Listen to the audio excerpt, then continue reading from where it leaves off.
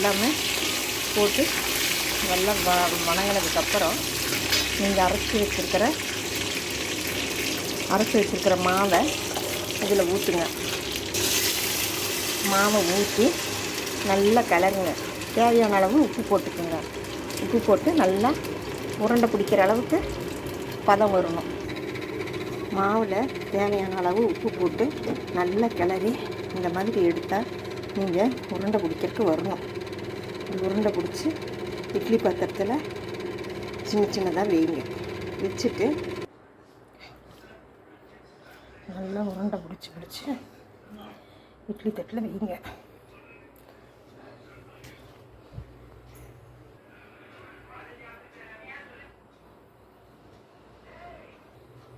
இட்லி சூப்பராக இருக்கும், சாஃப்டாக இருக்கும். இல்லை அப்படியே சாஃப்டாக இருக்கும். இதுக்கு தேங்காய் சட்னி